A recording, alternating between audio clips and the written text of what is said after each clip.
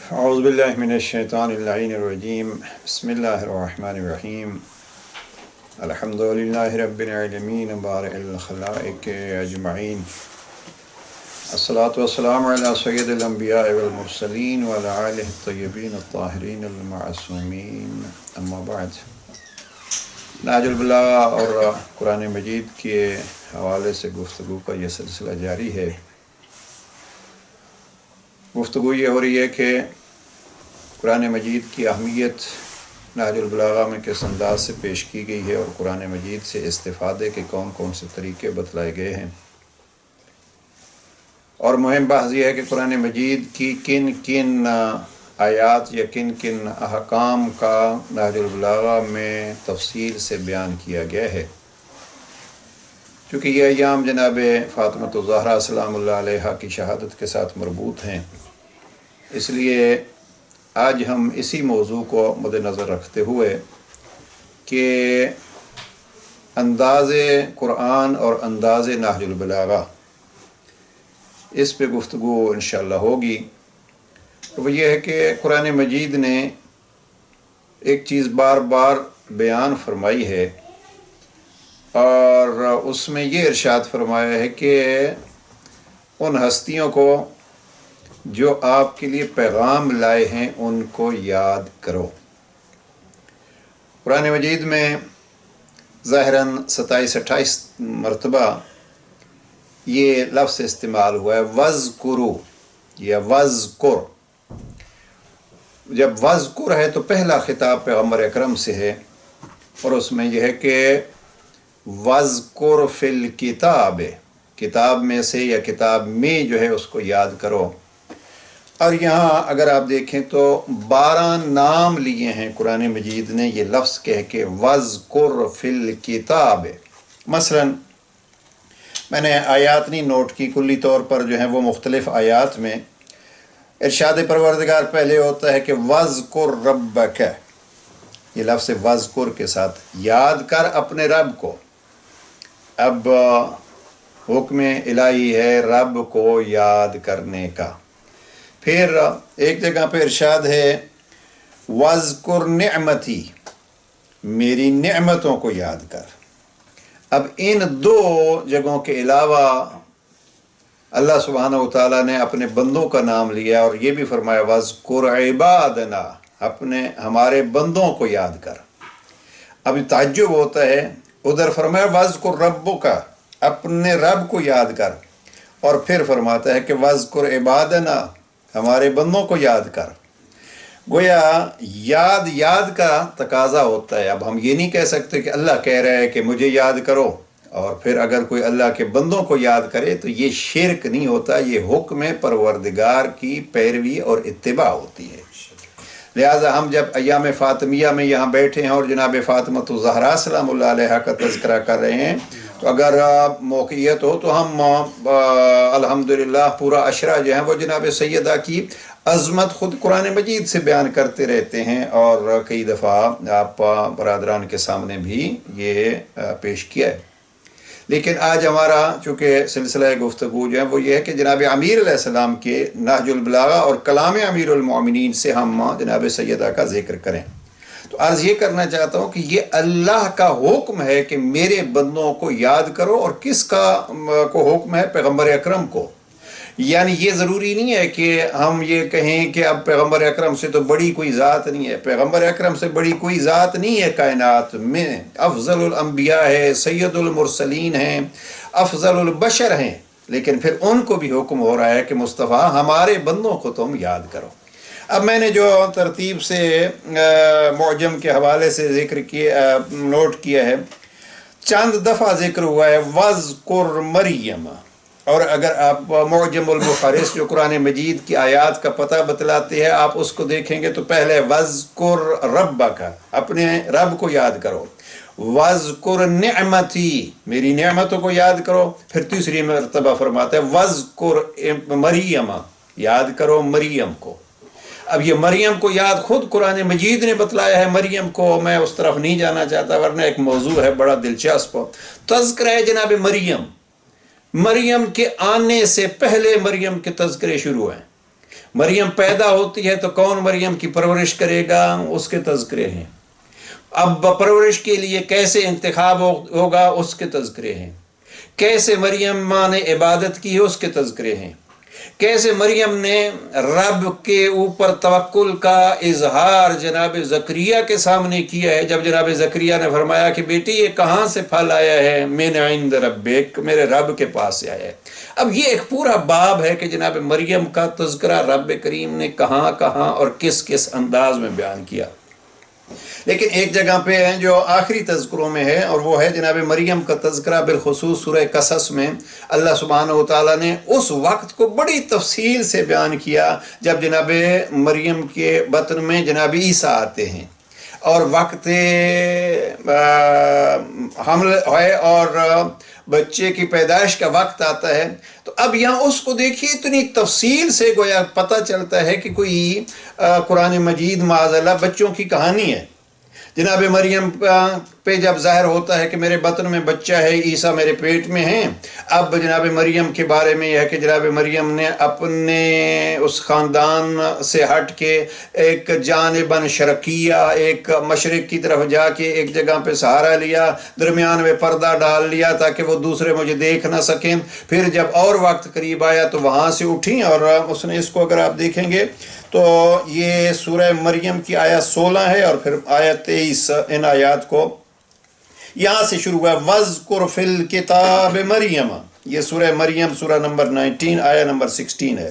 اِذِ انْتَبَذَتْ مِنْ أَهْلِهَا مَكَانًا شَرْقِيًّا، یاد کرو اس وقت کو،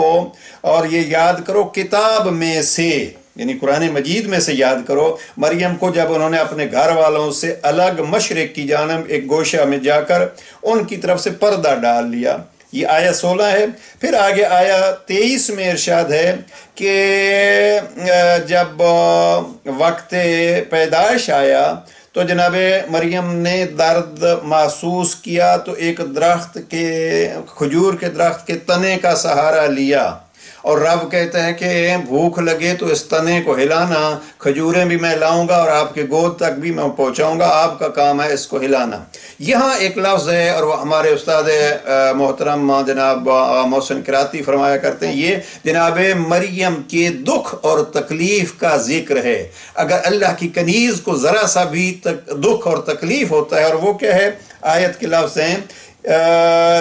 قالت یا لیتنی مت قبل ھذا، اے کاش میں اس سے پہلے مر گئی ہوتی اور میں نیست و نابود ہو گئی ہوتی۔ یعنی جب جناب مریم کو وہ تکلیف ہوئی دو اعتبار سے، ایک تو بغیر شوہر کے بچہ اور پھر قوم کی تہمتیں، تو جناب مریم فرماتی ہیں کاش میں اس سے پہلے مر گئی ہوتی۔ استاد محترم فرماتے ہیں یہ خود اعلان ہے، اللہ اپنے بندوں کے چھوٹے سے دکھ کو بھی ان کی زبانی نقل کرتا ہے۔ لہذا ایام فاطمیہ ہیں تو ہم اس حوالے سے عرض کرنا چاہتے ہیں، اللہ نے حکم دیا ہے میرے بندوں کو یاد کرو، اور اسی حکم کی تعمیل کی ہے نہج البلاغہ میں کہ بار بار جناب زہرہ مرضیہ کو نہج البلاغہ میں یاد کیا۔ کئی دفعہ عرض ہوا ہے نئے سامعین و ناظرین کے لیے کہ نہج البلاغہ کوئی ایسی کتاب نہیں ہے کہ جناب امیر علیہ السلام نے اس کو شروع سے آخر تک ایک کتابی صورت ایک موضوع پہ لکھا ہو، نہیں، نہج البلاغہ امیر علیہ السلام کے کلام میں سے کچھ منتخب حصہ جناب سید رضی نے 400 ہجری میں جمع کیا، اور اس کو زیادہ انہوں نے مد نظر رکھا فصاحت و بلاغت کو۔ تو یہ نہج البلاغہ میں جہاں جناب سیدہ کا تذکرہ ہے وہ چند مقامات انشاءاللہ عرض کریں گے۔ تو یہ پوائنٹ ذہن میں رہے کہ اللہ کے بندوں کو ذکر کرنا حکم پروردگار کی تعمیل ہے، اور وہ حکم سب سے پہلے ہے پیغمبر اکرم کی ذات کو۔ تو وَاذْكُرْ مریم پہلے یہ فرمایا، اور چند جگہ پہ فرمایا مریم کو یاد کرو۔ پھر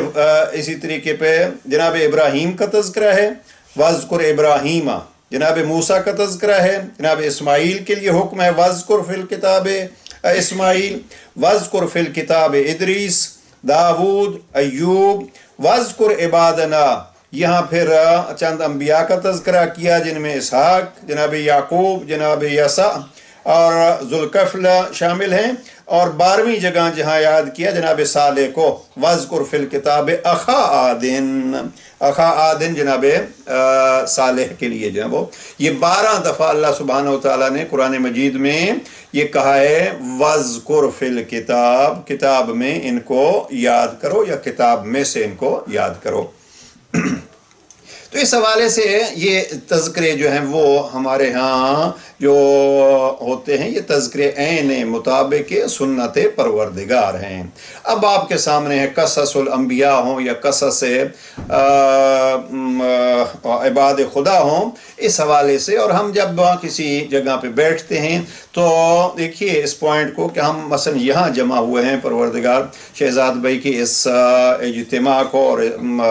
عبادت شمار فرمائے اور اس گھر میں اسی ذکر کے ذریعے سے نعمتوں، برکتوں اور رحمتوں کا نزول فرمائے، ان کے بچوں کو صحت و سلامتی اور دین و ایمان میں اور مضبوط فرمائے، اور ان کے سروں پہ ان کے والد کا سایہ تا دیر قائم و دائم فرمائے، اور پروردگار ان کی تمام حاجات شرعیہ کو پورا فرمائے۔ ہمارے یہ چھوٹے چھوٹے ہمارے شیرازی صاحبان ذکر کے حصے ہیں، پروردگار ان کی بھی توفیقات خیر میں اضافہ فرمائے، عمر دراز صحت و سلامتی کے ساتھ عطا فرمائے، اور کس خوبصورتی سے عزیز مظاہر دعائے توسل پڑھ رہے تھے، پروردگار ان کی ہمتیں اور ان کی کوششوں میں اور برکت عطا فرمائے، ان کے مرحومین کو بالخصوص ان کی والدہ گرامی کے درجات بلند فرمائے۔ دعاؤں کی قبولیت کے لیے ایک دفعہ صلوات پڑھ لیجئے محمد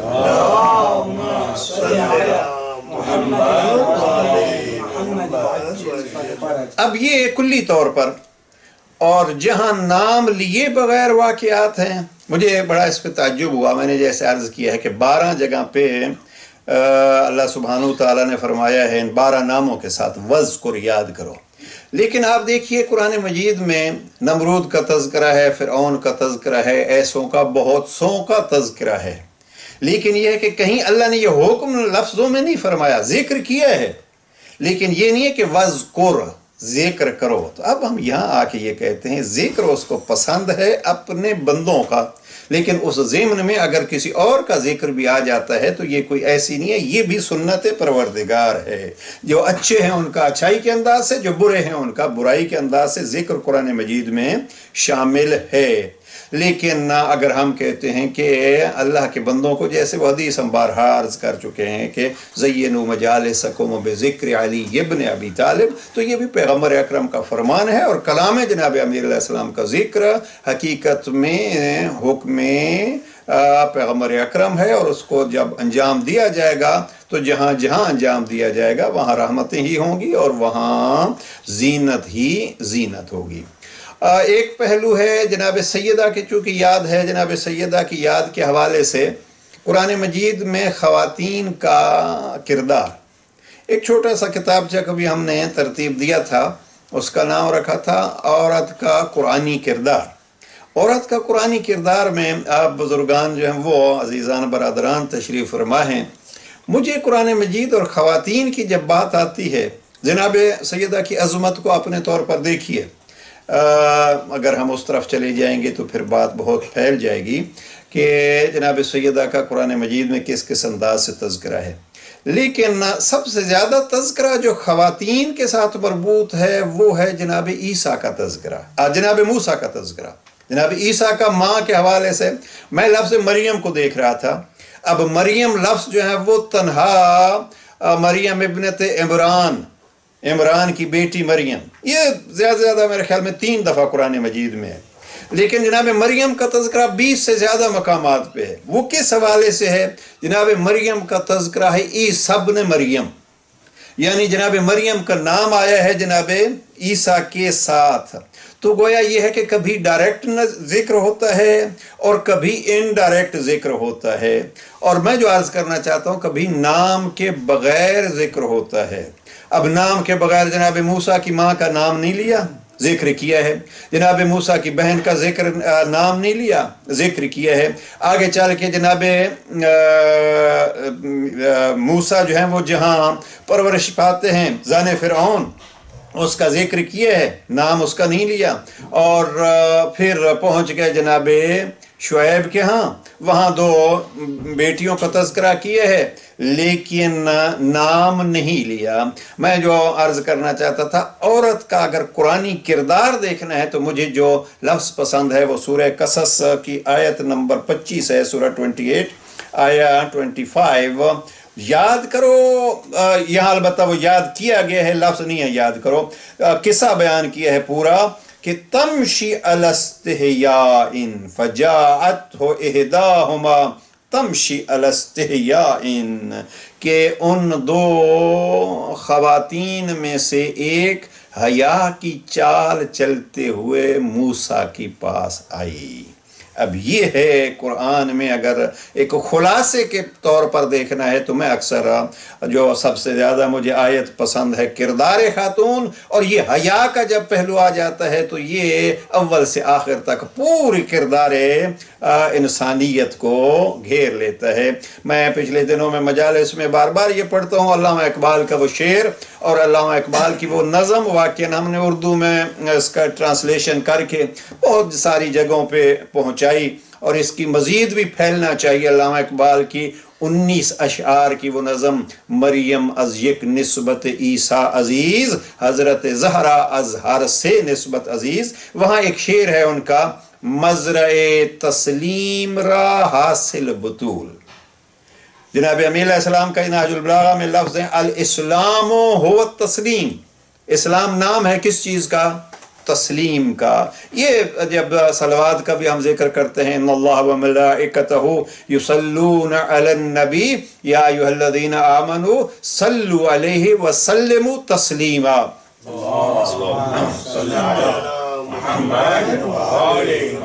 وہاں 2 معنی کیے گئے ہیں تسلیم کے، یہ سلام کرو وہ جو سلام کا حق ہے، اور دوسرا ہے کہ سر تسلیم خم کرو جو سر تسلیم خم کرنے کا حق ہے۔ تو یہ زیادہ محققین جو ہیں وہ دوسرے کی طرف جاتے ہیں، اور اس کی تائید ہو جاتی ہے جہاں جناب امیر علیہ السلام نہج البلاغہ میں فرماتے ہیں الاسلام هو التسلیم، اسلام نام ہے تسلیم کا۔ اب علامہ اقبال کے شعر کو پھر پڑھیے، مزرع تسلیم را حاصل بطول۔ اگر تسلیم کو ایک کھیت سے آپ تشبیہ دیں تو اس کھیت کی جو فصل اگتی ہے اور اس سے جو فصل حاصل ہوتی ہے اس فصل کا نام جناب زہرا ہے۔ مزرع تسلیم را حاصل بطول، حاصل کہتے ہیں یعنی ہمارے اردو میں بھی لفظ استعمال ہوتا ہے کہ اس کھیت سے، تسلیم کے کھیت سے، تسلیم کے فارم سے جو آپ کو ریزلٹ ملتا ہے وہ ریزلٹ اس کا نام ہے حضرت فاطمہ الزہرا۔ صلوات پڑھ لیجئے محمد و آل محمد۔ مزرع تسلیم را حاصل بطول۔ اگلا جملہ ہے مادران را اسوہ کامل بطول، ماؤں کے لیے اگر کامل نمونہ ہے تو اس کامل نمونے کا نام جناب زہرا ہے۔ تو بہرحال قرآن مجید میں اس کو ذہن میں رکھیے، حیا کی ملکہ جناب سیدہ کے حوالے سے کرسمس کے ایام ہے تو ذکر جناب مریم کا بھی آ گیا ہے، اور باقی بیویوں کا تو اس قرآنی کردار میں یہ کہ تمشی علی استحیاء، ان 2 بیٹیوں میں سے ایک بیٹی حیا بھری چال چلتی آ رہی تھی۔ گویا حیا کی اپنی ایک چال ہوتی ہے۔ پچھلے دنوں وہ پردے کے حوالے سے گفتگو ہو رہی تھی اور کچھ چیزیں میں نے نوٹ کی تھیں۔ جناب امیر المؤمنین جب کوفہ جاتے ہیں تو 2 روایات مجھے ملی ہیں، اور اس کو وسائل الشیعہ میں علامہ حور عاملی نے لکھا ہے اور اہل سنت علماء نے بھی اس کو لکھا ہے، اور وہ یہ ہے کہ جناب امیر علیہ السلام نے 2 دفعہ کوفہ کے مردوں کو بلا کے کہا کہ کیا آپ میں حیا ختم ہو گیا ہے کہ آپ کی عورتیں جو ہیں وہ مردوں کے ساتھ آتی ہیں؟ اور ان کے ساتھ ان کا آمنا سامنا ہوتا ہے، اب یہ ایک الگ بحث ہے۔ لہٰذا اس سے جو ہم وہ پردے کے حوالے سے کہ آیا ایک حکومت کا یا ایک سردار کا یا ایک سربراہ کا کیا حکم ہے، اس سے علماء نے ثابت کیا ہے کہ جناب امیر علیہ السلام بطور خلیفہ وقت یہ حکم دے رہے ہیں اپنے انداز میں کہ یہ جو خلاف قانون یا خلاف شریعت چیز ہو رہی ہے، یہاں یہ نہیں ہے کہ یہ ہر کسی کو آزادی حاصل ہے جیسے وہ چاہیں کریں، نہیں، اسلامی سربراہ کا فریضہ یہ ہے کہ وہ پہلے مردوں کے ذریعے سے متوجہ کرے کہ خبردار یہ فقط یہ نہیں ہے کہ خواتین کے لیے ہے، باقی بھی احکام۔ بڑی خوب مثال دی کسی بزرگ نے، اس نے فرمایا کہ ٹریفک لائٹ اگر وہ دو جانبہ وہ ٹریفک جو ہے وہ کیا کہتے ہیں دونوں طرف سے راستہ جو ہے وہ جا رہا ہے، تو اس میں ابھی آپ اتنی مرضی اپنی نہیں کر سکتے کہ نہیں جناب مجھے تو اب چونکہ ایک ہی لائن ہے تو میں تو جاؤں گا لیفٹ سائڈ پہ، اس سے اب اپنی سائڈ جو ہے وہ آپ کو رکھنی پڑے گی جس جگہ پہ اب دیکھیے قوانین یہی ہیں، ایک ملک کا قانون ہے کہ آپ جو ہے وہ رائٹ اپنی گاڑی رکھیں گے، دوسرا یہ ہے کہ آپ اپنی گاڑی لیفٹ رکھیں گے۔ اب جس ملک میں آپ رہتے ہیں اس ملک کے قانون کی آپ کو پابندی کرنا لازمی ہے، اور گورنمنٹ کا اور حکومت کا یہ فریضہ ہے کہ وہ آپ کو، اگر آپ اس راستہ چلتے ہوئے لیفٹ رائٹ کا خیال نہیں کرتے، اور یہ کوئی ایسا نہیں ہے کہ یہ کہا جائے کہ جناب اب مثلا ہم اگر یہاں کر رہے ہیں برطانیہ میں ڈرائیونگ تو ہم لیفٹ سائڈ پہ رہیں گے، امریکہ میں جائیے تو وہ رائٹ سائڈ کی ڈرائیونگ ہے۔ اب اس میں یہ ہے کہ وہاں رائٹ ہے تو ہم بھی تو، اب کوئی امریکہ سے یہاں آ جائے یا یہاں سے امریکہ چلا جائے تو وہ ایسے نہیں ہے کہ وہ اپنی مرضی کرے گا، اتنی مرضی بھی اپنی حکومت برداشت نہیں کرتی، بلکہ فوراً پولیس آئے گی، روکے گی، آپ کو جرمانہ لگے گا۔ تو یہ ایک حکومت کا کام ہوتا ہے کہ جو رولز ہیں ان رولز کو منوایا جائے۔ بہرحال یہ پردے کے حوالے سے بھی ہے، اور مثلا اب شراب کے حوالے سے بعض جگہوں پہ ہے، تو شراب کے حوالے سے بھی یہی ہے کہ ایک اسلام نے جو چیز ممنوع قرار دی ہے، حکومت اسلامی کا فریضہ ہے کہ وہ اس حکم اسلامی کا اجرا کرے، اور اگر کوئی اس کو بجا نہیں لاتا تو اس پہ پھر اس کو سزا ہوگی۔ بہرحال یہ ایک ضمنی بحث آ گئی پردے کے حوالے سے، اور تو یہ ہے قرآنی کردار۔ اب پلٹ کے آتے ہیں، بحث ذرا پھیل گئی ہے ابتدا میں قرآن مجید کے حوالے سے۔ کوشش یہ کیا کیجئے، ہمارے یہ گھر جو ہیں وہ میں آج ہی کہیں دیکھ رہا تھا قرآن مجید کی تلاوت کے حوالے سے، جس گھر میں قرآن کی تلاوت ہو رہی ہوتی ہے وہ گھر آسمان والوں کے لیے ایسے چمکتا ہے جیسے زمین والوں کے لیے آسمان کے ستارے چمکتے ہیں۔ اب یہ چمکانے والا کون ہے؟ ہم بعض اوقات کہتے ہیں ہم نے اتنی رقم لگائی ہے اور ہم نے ایسی لائٹنگ کی ہے، اور ہم نے آج کل ہر طرف جو ہے وہ لائٹنگ ہو رہی ہے۔ یہ ٹھیک ہے، خوشی منانے کا بھی اپنا ایک طریقہ، ہم اس کو کوئی اسلام منع نہیں کرتا، آپ اپنے جائز طریقوں سے اپنے حلال مال سے خوشی بھی منائیں، اور یہ تزئین بھی حصہ ہے، لیکن یہ ہے کہ حقیقت میں آسمان والوں کے لیے اگر یہ گھر ستارہ بنتے ہیں اور چمک بنتے ہیں تو یہ اس وقت جب ان گھروں میں قرآن مجید کی تلاوت ہوتی ہے۔ بس کوشش یہ ہونی چاہیے کہ اس تلاوت کو کنیزان زہرا کی طرح، غلامان جناب زہرا کی طرح، اب جناب فضا کا تذکرہ ہم نے ہر ایک نے سنا ہے اور سننا چاہیے، لیکن اس میں ایک کردار جناب فضا کا اگر یہ کہیں کہ وہ 20 سال تک اپنے بچوں کا نام بھی اس کو کہنا پڑتا ہے، تو وہ اللہ کی کتاب سے نام تلاش کر کے، پہلے تو نام ہی بچوں کو ظاہر ہے ایسے رکھے ہوئے تھے کہ جو قرآنی نام تھے، اور پھر یہ ہے کہ جب نام پوچھے جاتے ہیں تو پھر اسی انداز سے یہ بعض بزرگ علماء کرام نے لکھا ہے 20 سال تک قرآن سے ہٹ کے ایک لفظ بھی جناب فضا نے نہیں کہا۔ میں اس کو یہ کہتا ہوں یہ ہے کمال کنیزی جناب زہرا۔ اب جس مخدومہ کی کنیز ایسی ہوگی وہ مخدومہ خود قرآن مجید کے اس میں کیا مقام رکھتی ہوگی۔ اب آتے ہیں جناب امیر المومنین جناب سیدہ کو یاد فرماتے ہیں،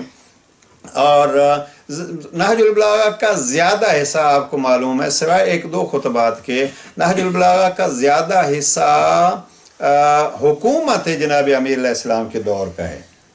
اور ایک دو خطبے مثلا جناب سلمان فارسی کو خطاب ہے یا اس میں وہ حکومت ظاہری حکومت سے پہلے کے ہیں، ورنہ آپ کے یہ 99% جو ہیں وہ نہج البلاغہ جناب امیر علیہ السلام کے حکومت کے دور میں ہے۔ ظاہر جناب امیر علیہ السلام کو حکومت 35-36 ہجری میں جا کے ملتی ہے، تو جناب سیدہ کا اس دور کا جو ہے وہ تذکرہ ان خطبات میں اس بیس پہ نہیں ہوگا، لیکن یہاں ایک خطبہ جو ہے خطبہ نمبر 200، یہ خطبہ بھی اسی موقع کا ہے جو حکومت سے پہلے کا ہے، اور وہ کیا ہے، سید رضی نے اس کو نقل کیا ہے کہ جناب امیر علیہ السلام دفن جناب زہرا مرضیہ کے بعد اپنا رخ کرتے ہیں حرم جناب پیغمبر اکرم کی طرف۔ اب اس میں یہ کوئی واضح نہیں ہوتا کہ قبر جناب زہرا کہاں ہے، بعض نے یہ بھی لکھا ہے کہ دفن کے بعد قبر کے پاس آئے، بعض نے یہ کہا کہ چونکہ قبر جو ہے وہ جناب سیدہ کی جناب پیغمبر اکرم کے حرم کے پاس ہے۔ تیسرا یہ ہے کہ جیسے ابھی واضح سی بات ہے بقیع میں کھڑے ہو کے آپ رخ جو ہیں وہ قبر جناب پیغمبر اکرم کی طرف کر سکتے ہیں۔ میں اس کو کہتا ہوں یہ زیارت جناب سیدہ اور زیارت جناب پیغمبر بھی ہے، اور یہ مرثیہ جناب سیدہ بھی ہے، اور جناب سیدہ کی عظمت کا تذکرہ بھی ہے، اور جناب سیدہ کی مظلومیت کا تذکرہ بھی ہے۔ جس طریقے پہ قرآن مجید نے جناب مریم اور جناب موسیٰ کی ماں کا تذکرہ کیا ہے تفصیل سے، اسی طریقے پہ یہ بھی سنت قرآن پہ عمل کرتے ہوئے جناب امیر المومنین نے جناب زہرا مرضیہ کا تذکرہ کیا ہے۔ اب دیکھیے اس کو اگر پڑھیں تو پہلا جملہ ہے السلام علیکہ یا رسول اللہ، اے اللہ کے رسول سلام ہو آپ پر، انی وعن ابنتک، میری طرف سے اور میری طرف سے اور آپ کے پڑوس میں اترنے والی آپ کی بیٹی کی طرف سے، یا جب لفظ ہیں سلام ہو یا رسول اللہ میری طرف سے اور آپ کی بیٹی کی طرف سے۔ اب یہ ایک الگ سی چیز ہے کہ آیا قبر میں سے بھی سلام ہوتا ہے؟ یہ خود جناب امیر علیہ السلام کا جملہ یہ بتلاتا ہے کہ ہاں قبر والوں کی طرف سے بھی دوسروں پر سلام ہوتا ہے، جیسے جناب امیر علیہ السلام نے حکمت 131 میں فرمایا سلام کیا قبر والوں کو، اور کافی تفصیل اسلام السلام علیکم یا اہل الدیار الموحشہ، اور پھر جناب امام اپنے اصحاب کی طرف رخ کر کے کہتے ہیں اگر ان کو اذن کلام ہوتا تو ایک ہی جملہ آپ کو کہتے کہ خیر الزاد ہی التقوی۔ تو بہرحال یہ دقت طلب جملہ ہے کہ میری طرف سے اور آپ کی بیٹی کی طرف سے۔ اب بیٹی کون سی؟ دو جملے یہاں کہیں امام نے فرماتے ہیں کہ النازلۃ فی جوارک ہے، جو آپ کے پہلو میں آپ کے پڑوس میں اتری ہے، وسریۃ الحاق بک، اور جو بڑی جلدی آپ سے مل گئی ہے۔ یہ دونوں چیزیں جو ہیں جناب سیدہ کی قبر کا بھی تذکرہ ہے کہ کہیں جناب پیغمبر اکرم کے پڑوس میں ہے، اور دوسرا یہ ہے کہ پیغمبر اکرم کے بعد بڑے محدود دنوں میں، اس لیے کہ جناب امیر علیہ السلام نے لفظ کہا ہے وَسَرِيَّةِ اللَّحَاقِ بِكَ، جو آپ کے ساتھ بہت جلدی آ کے مل گئی ہیں۔ تو یہ دو قبر کا تذکرہ اور جناب سیدہ کی رحلت کے ایام کا تذکرہ۔ آگے پھر امام فرماتے ہیں، اور یہ جملہ آج کل میں مجالس میں یہ اس کو لے رہا ہوں، اور وہ یہ ہے کَلَّا یا رسول اللہ ان صفیتک صبری، اے اللہ کے رسول آپ کی برگزیدہ بیٹی کی رحلت سے میرا صبر کم ہو گیا ہے، ختم ہو گیا ہے۔ کَلَّا یا رسول اللہ وَرَّقَّ عَنْهَا تَجَلُّدِي، اور میری ہمت و توانائی نے ساتھ چھوڑ دیا ہے۔ میں زیادہ اس تفصیل میں جا رہا ہوں بعض پروگراموں میں کہ جناب امیر علیہ السلام نے یہاں جو لقب جناب سیدہ استعمال کیا ہے وہ ہے صفیہ۔ کَلَّا یا رسول اللہ ان صفیتک صبری، آپ کی برگزیدہ بیٹی، آپ کی منتخب بیٹی، آپ کی چنی ہوئی بیٹی۔ یہ بڑا دلچسپ جو ہے وہ یہ ان سالوں میں نے اس لفظ کو چھیڑا ہے، اور وہ یہ ہے کہ قرآن مجید میں آپ کو اصطفاء لفظ بار بار ملے گا۔ ان اللہ اصطفى آدم یا ثم اورثنا الکتاب الذین اصطفینا من عبادنا، وہاں ہے کہ ہم نے چنا، लेकिन लफ्ज़ इसफ़ा माना तकरीबन वही चुनने के हैं, लेकिन तोय के बग़ैर इसफ़ा का लफ्ज़ जो है वो आया है एक ही दफ़ा कुरान मजीद में, और वो क्या है, अफ़ अस्फ़ाकुम, क्या आपने अपने, अफ़ अस्फ़ाकुम, क्या अल्लाह ने आपके लिए बेटे चुने हैं और अपने लिए मलाइका की सूरत में बेटियां चुनी हैं। यहाँ एक जगह पे लफ्ज़ अस्फ़ा है जिसको आप कहिए सफ़िया, यहाँ जनाब अमीर अलैहिस्सलाम ने जनाब ज़हरा के लिए लफ्ज़ इस्तेमाल किया है, सफ़िया। अब ये लफ्ज़ सफ़िया एक दफ़ा जनाब इमाम अली नकी अलैहिस्सलाम ने ज़ियारत जामे कबीरा में पैगम्बर अकरम के लिए इस्तेमाल किया है। बहस हमारी दूर न चली जाए, वक्त जो है वो इतना ही है। सफ़िया जो है वो उसमें जनाब इमाम अली नकी अलैहिस्सलाम ने ज़ियारत जामे कबीरा में इस्तेमाल किया है। अस्सलामु अलैकुम या सुलालतन नबिय्यीन, ए नबी के, नबियों में से चुने हुए नबी की औलाद, और उसमें यह है कि वसिफ़वतल मुरसलीन, वसिफ़वतल मुरसलीन, यहाँ पैगम्बर अकरम के लिए जनाब इमाम ने लफ्ज़ इस्तेमाल किया है मुरसलीन में से चुने हुए की औलाद। अब मुरसलीन रसूल जो है जैसे हमारे यहाँ मशहूर है 313 रसूल हैं, 313 रसूलों में से भी जो चुना हुआ है वो है जनाब पैगम्बर अकरम की ज़ात। बहरहाल ये सफ़िया की बहस अगर चली जाएगी तो तफसील इसमें काफ़ी है। जनाब अमीर अलैहिस्सलाम ने यहाँ सफ़िया लक़ब इस्तेमाल किया है जनाब ज़हरा मरदिया के लिए कि कल्ला या रसूलुल्लाह अन सफ़ियत का सबरी वरक्का अनहा तजल्लुदी। मैं उर्दू लुग़तों को देख रहा था, सफ़िया का माना आप ये कह सकते हैं कि जिसको हम भी अपनी ज़बान में बहुत सारी चीज़ों के लिए इस्तेमाल करते हैं, साफ़ी। साफ़ी का इस ज़ियारत जामिया में आयतुल्लाह जवादी आमली ने बड़ा खूबसूरत माना किया है। वो फरमाते हैं कि एक अरक निकालने वाला पूरे बाग में फिरता है, सारे सब्ज़ व शादाब उसको बाग नज़र आते हैं, लेकिन उसका मकसद होता है फूल। वो फूल तोड़ लेता है, फूल इकट्ठे कर लेता है, उन इकट्ठे फूलों में से फिर वो अरक निकालता है, एक शीशी भरता है। मुमकिन है उसने कई किलो वो लिया हो और फिर एक शीशी जो है उसकी अरक की हो। अब जब अरक निकल जाता है तो बाकी उस फूल की कलियां भी वो किसी काम की नहीं होती, उनको भी बिन में डाल दिया जाता है।